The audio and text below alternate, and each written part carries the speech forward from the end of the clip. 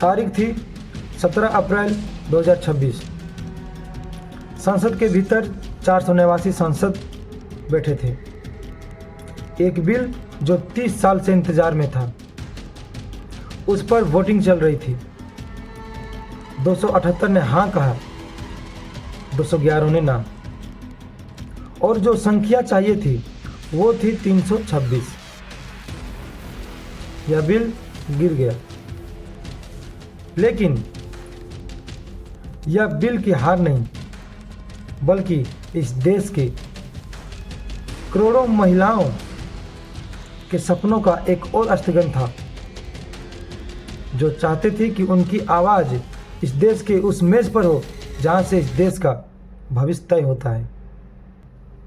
आज के इस वीडियो में हम एक साथ समझेंगे कि 1946 की संविधान सभा से शुरू होकर 2026 के संसद तक का वो पूरा सफ़र, कि क्यों 30 साल में यह बिल 6 बार आया और 6 बार गिरा। 2023 में भी जब यह बिल पास हुआ तब भी क्यों अटका रहा, और अप्रैल 2026 में जो हुआ वो असल में क्या था। यह वीडियो किसी पार्टी के पक्ष में नहीं, यह वीडियो तथ्यों की कसौटी पर निष्पक्षता की जमीन पर खड़ा है। तो चलिए शुरू करते हैं। नमस्कार, मेरा नाम ललन राणा है और आप देख रहे हैं मेरा YouTube चैनल ललन राणा। 9 दिसंबर 1946 भारत की संविधान सभा की पहली बैठक हुई। 389 सदस्य थे उस असेंबली में, और उनमें से महिलाएं थी सिर्फ 15। उनमें से एक नाम था सरोजनी नायडू, भारत की कोकिला, पहली पंक्ति में बैठी। लेकिन 389 में से मात्र 15 यानी 4%। उस असेंबली में एक बड़ा सवाल उठा था कि क्या महिलाओं के लिए संसद में आरक्षण होना चाहिए। उस वक्त की महिला सदस्यों ने खुद कहा, नहीं, हम आरक्षण नहीं चाहते हैं, हम अपनी योग्यता से आगे आएंगे। यह एक जेंटलमैन्स एग्रीमेंट है। उन्हें भरोसा था कि देश उन्हें खुद ब खुद जगह देगा। लेकिन दशक बीते। 1952 पहली लोकसभा, महिला सांसद 22, 5%। 1984 आपातकाल के बाद की लहर, तब सिर्फ 8%। 2019 17वीं लोकसभा, 78 महिला सांसद यानी 14%। 70 साल में 5% से 14% तक का। इस रफ्तार से 33% तक पहुंचने में कितने साल और लगते, शायद और 100 साल।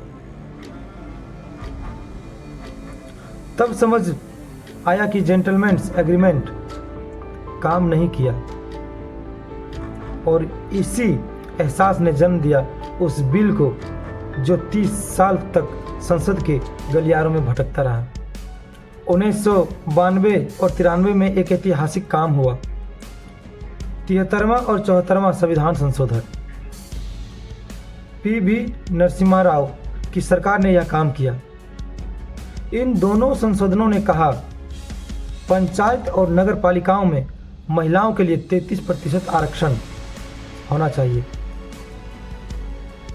नतीजा क्या था? आज देश की पंचायती राज में 14 लाख से ज़्यादा निर्वाचित महिला प्रतिनिधि हैं। गांव की महिला सरपंच बन गई, ब्लॉक प्रमुख बन गई, नगर पालिका की अध्यक्ष बन गई। लेकिन एक विडंबना देखिए, जिस महिला ने गांव में पानी की टंकी बनवाई, सड़क बनवाई, स्कूल की दशा सुधारी, वही महिला उसी देश की संसद में बैठने के लिए 30 साल तक इंतजार करती रही। क्योंकि 1993 के बाद जब संसद में महिला आरक्षण की बात उठी तो वही नेता जो मंच पर नारी शक्ति का नारा लगाते थे वो संसद के अंदर इस बिल को रोकते रहे। यह 30 साल की कहानी विश्वासघात की कहानी है। 1996 पहली कोशिश 12 सितंबर 1996 एच.डी. देवे गौड़ा की यूनाइटेड फ्रंट सरकार पहली बार एक बिल आया 81वां संविधान संशोधन बिल। इसमें मांग थी लोकसभा और विधानसभाओं में 1/3 सीटें महिलाओं के लिए, लेकिन 10 मिनट की बहस घंटों की बहस बन गई और बहस का मुद्दा ओबीसी आरक्षण।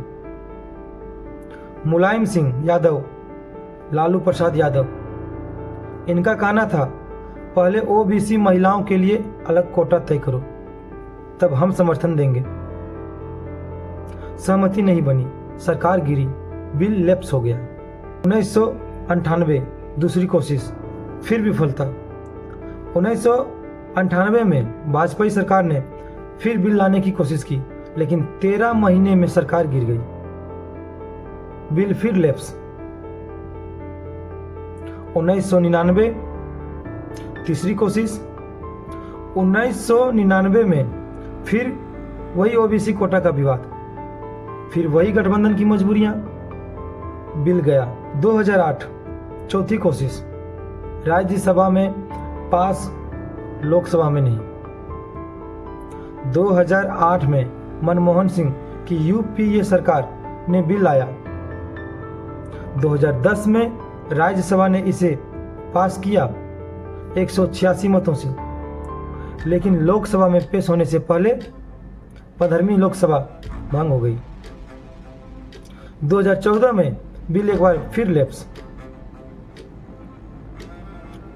या देखिए कि एक बिल को राज्यसभा पास कर चुकी थी, लेकिन लोकसभा तक पहुंचने से पहले यह मर गया।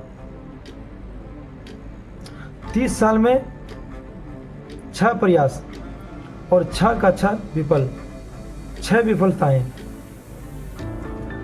सितंबर 2023 7वीं कोशिश, लेकिन इस बार कहानी अलग थी।